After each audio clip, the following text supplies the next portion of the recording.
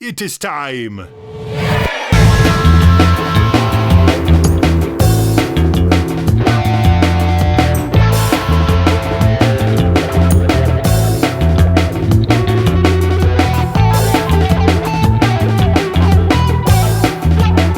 This is Subterranean, Homesick, Alien by Radiohead. That's a cool album cover. It's like the re-release. Is that supposed to be like a shell? Ooh, cool. I totally dug into Radiohead when I was 17, head first. Oh yeah. And I first listened to him in West Virginia at my sister's college in her Honda Accord, and listened to one album that I think one of her friends gave me. Ran over to Tower Records and bought every single album that was available at that time. Wow. I live in a town where you can't smell a thing. You watch your feet for cracks in the pavement.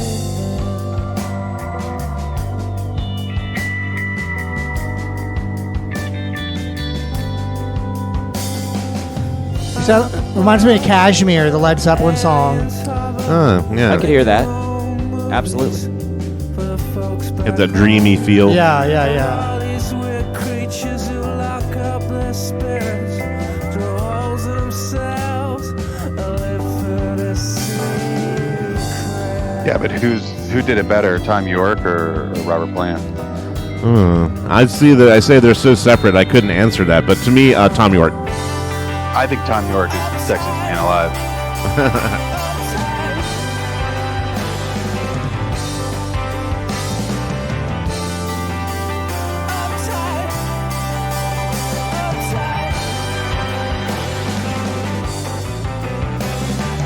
Oh, I like that step up right there.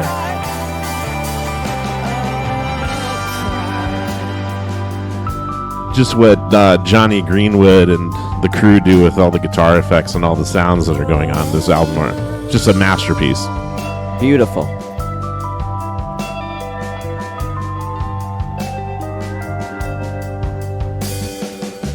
I wish that they swooped down in a country lane late at night when I'm driving.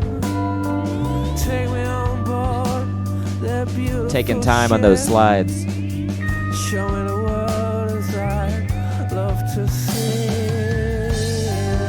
All right. So, what do you think, Adam? Man, this is great. So, OK Computer is one of my lead singers in my band's absolute favorite albums, and I just don't have a lot of experience with Radiohead myself. And he's always like, "You got to check this record out. You got to listen to it." I'm glad I'm listening to it with you all. Just the guitar work is so deliberate, and so it's taking its time. Like these little slides, and this very trebly, twangy guitar tone is taking up so much space with all these little effects and reverbs. And I don't know, it seems like they're just, everything is so deliberate and purposeful, and you're really listening to something special. Yeah, you guys keep talking about the guitars, but for me, the bass is so sick because I like the more I listen to Radiohead, the more I realize how purposeful the bass is and how well placed it is. It's never on autopilot like a lot of other bass players tend to be, especially in the psychedelic type of progressive music. And then also I liked how it was in true Radiohead fashion, how dreary it was in the very beginning, but then they're so good at having this triumphant upswell from this dreary muck that it comes from. And I think that they're so good at essentially taking a lot of agency towards the dynamics of their relationship with their instruments. Essentially, it's great. What did you think about it, Brian? I mean, it's a beautiful masterpiece, just like most of what they do. But like you guys talk about, them being deliberate with their instruments, I think that was the focus when they were recording this, recording everything that they do. Radiohead's that type of band. Songs like this are the types of songs that you can listen to over and over and over and over and over again a million times, and you'll hear something new every single time you listen to it. Every time. Every single time. Yeah, there's a lot of hidden treasures, especially when you even stop looking at the instruments and you start looking at like the mixing and like the post-production. There's even more like little things to find in there, especially when you listen to Radiohead with like sometimes like if I listen to it in my car, some bands I'll like hear it differently, like if I'm listening to it like at my sound bar at home, and it sounds like a total, new sound that I never heard before, and Radiohead's really good at putting those kind of things in there. You know what's interesting about, I think younger Adam struggles to appreciate it much less than I do now, like in the sense that I always like coming up in pop punk, I always want like a big vocal hook, and I want everything else to be adornment around a big vocal hook, or like my appreciation of pop music. And I feel like the vocals and like the lyricism, it's part of an orchestra, and it's meant to be in there along with everything else. And as a much more mature music listener now, I can really see like how it all comes together. Yeah, it's more than like a band making a song. It's like an organization conducting a movement. You know, that's the way I look at like their type of music. It's not just like, ooh, like here's a banger. Like they're not like, let's write a banger. They're like, let's like create this like entire like immersive like universe. Well, what's cool is they do bangers sometimes, and that's what's really cool is you never know what you're going to get with them. Sometimes one thing that's really cool I found out about the song is what it's about. The influence on the song was an experience that Tom York had when he was driving down a country road and he hit a pheasant. After stepping out of the car to investigate, he began thinking about alien abduction. It sounds alien in the beginning. Yeah, well, it literally just said in the song, I stepped out onto a country road, and then he kind of thinks about aliens abducting him. So I think he's always thinking about aliens. I think he is an alien. an alien. Yeah. He might be an alien. A great, wonderful alien. Beautiful.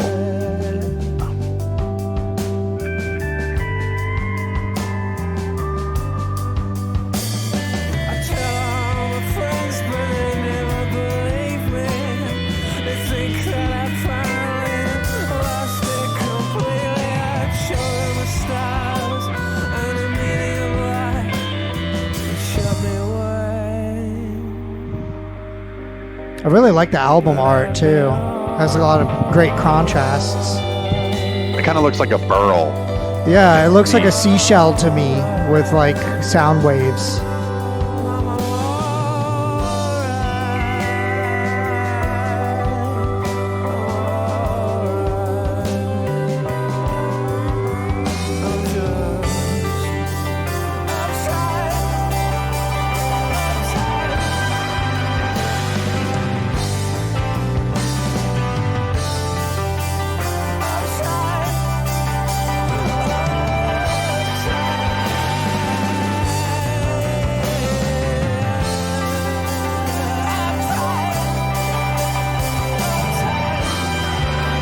Man, that like guitar passing, oscillating like that.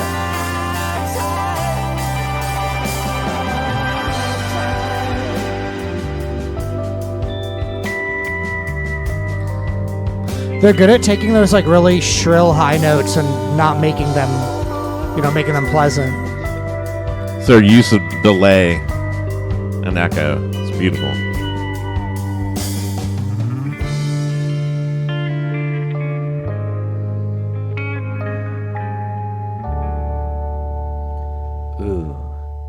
I love that noting that ends on. It's calming. Man.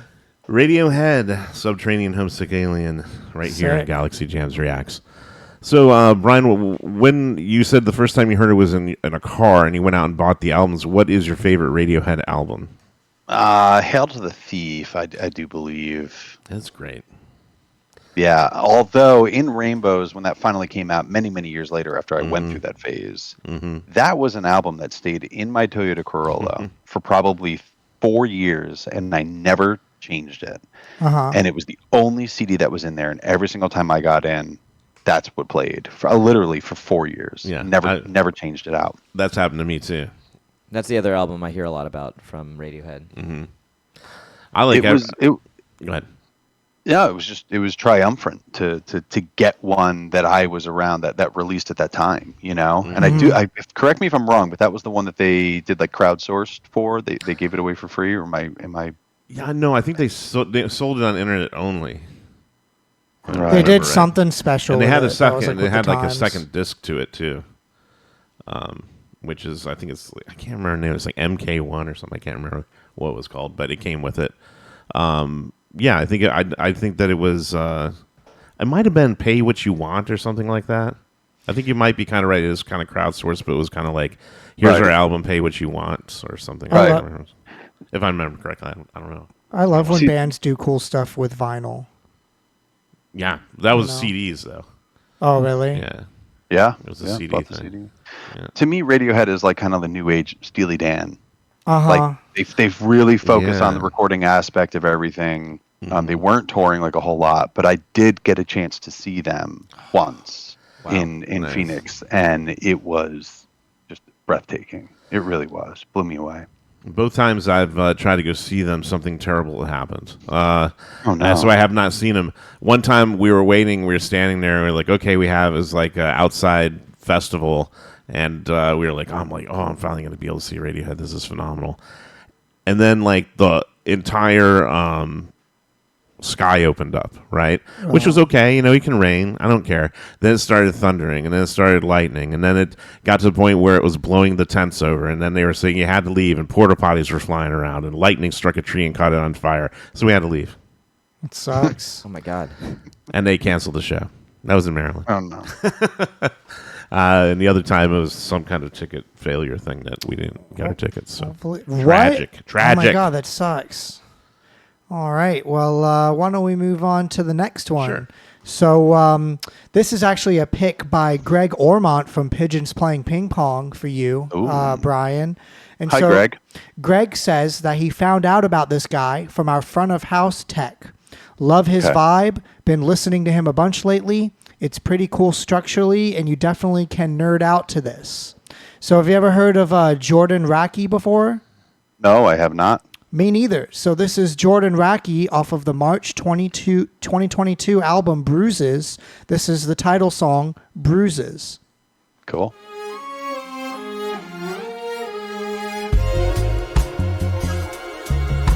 Wow. Oh, cool. I like the strings with like the sneaky bass. It's like a hip noir thing. Yes. It's looking like a stalemate has happened again. You were dreaming of saying it was my fault, added to the very end. If I'm alone, would you spare me to get upon myself for blessings? Cause I think that I'm facing this problem from the stern like before.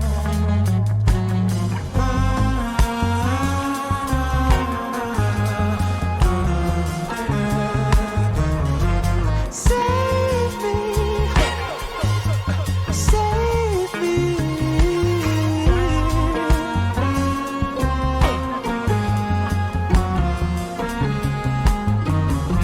Save me, save me. I love those little stings. You don't love me like you used to. You don't even seem to care. Time to mend away these bruises. This is dope. You don't even seem to care. We fight fires of pain for saving faith. Dreaming of yesterday, all to the edge of fate for celebration. Dreaming of yesterday. Oh, wish I could have said something. Dreaming of yesterday. Feel it slip away, slip away, slip away, slip away, slip away. I really like that stand-up bass. Is definitely, I believe, stand-up bass. And with you on that. yeah, it's kind of cool, like cross between like jazz, reggae, and just kind of cool, chill music. I'm digging it. What do you think, Brian? Yeah, I was thinking, obviously it's got the reggae influence, but it's very soul, kind of R&B, and Oh, yeah. yeah. But then all the strings and everything that goes into it, it's very unique blend of instruments. But I really enjoy it.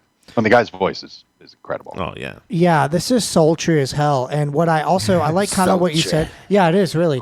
And like it's on such like a tried and true genre, right? Like this like if you look at on paper what he's doing, it's such like a fundamentally like well-trodden path, but he's able to like take that genre and like add his own unique spin on it by having those strings and adding those like King Tubby-esque dub sounds to everything, which like I'm a huge fan of, right? So he's like fattening up the sound and not making it like, you know, cartoony like some of, you know, these reggae artists are, you know, starting to do now, you know. It's more serious but also like slower, which I really enjoy, you know, because it's like I feel like a lot of the times when people do reggae, it's like harder and harder and harder to like have your own sound, and this guy like totally nails it. Oh yeah, I mean, There's it's a go right ahead. Oh, go ahead. Oh, no, I was just going to say that what you were saying, you know, the tape delays that are happening on the instruments, but also vocals. That's Yeah. what get that like authentic reggae feel. Oh my God, yeah. And I wish like more bands, like literally like I could hear someone hit a snare and it could go on like forever. And I would be Yes. happy. I would be happy as hell about it. What were you saying, Adam? I was just gonna say it's a large hadron collision of like retro and very now. I just, you know, it's very cool. I love how the strings are there. They're not like these little pads that are hiding in the back. No, end. they're like in your face. They have, and like the tone is like sometimes when you hear track strings, which I want to know how they recorded them, but sometimes they have to be a little bit distant, but like they're really contributing a lot to kind of the emphasis of what's going on in the music. The vocal harmonies are excellent. Like there is like I think you mentioned like a little noir in the beginning, and like I don't know. It's tasty. It's something new for me, and I'm very much enjoying it. Once again, it's kind of hookless too. I mean, I haven't really gotten to a hook yet with it. It's just kind of moving forward, and it's, you know, kind of familiar almost to Radiohead, you know. Yeah, absolutely. Yeah, this is like a 4.5 minute song, so that if it was a hooky song, we would have been hit by it like 2.5 times by now. Right. Over my head, I'm feeling far more frequently. No surprises, I'm praying for a miracle. I like hearing his breath and how he's breathing. I could listen to this vocalist just amble all day.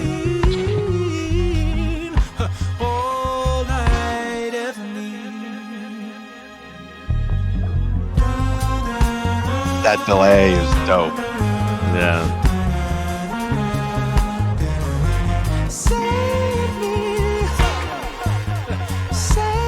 His voice reminds me a lot of Jacob Collier.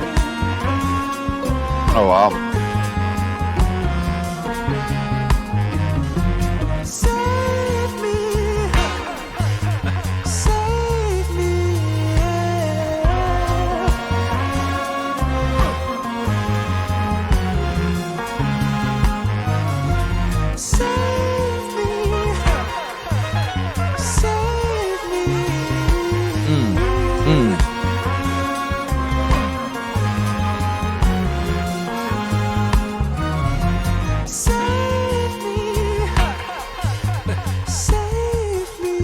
The strings in the background have a very Beatles kind of structure to the melody of them.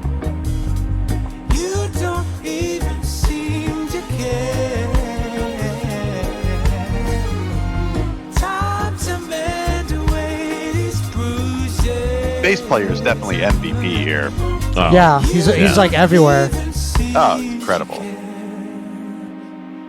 We fight fires of pain for saving faith, dreaming of yesterday, all to the edge of fame, no celebration, dreaming of yesterday. Oh, wish you could have said something, dreaming of yesterday. Feel it slip away, slip away, slip away, slip away, slip away. I think I remember reading something about him. I think it's from Australia. Yeah, that was a nice ending too.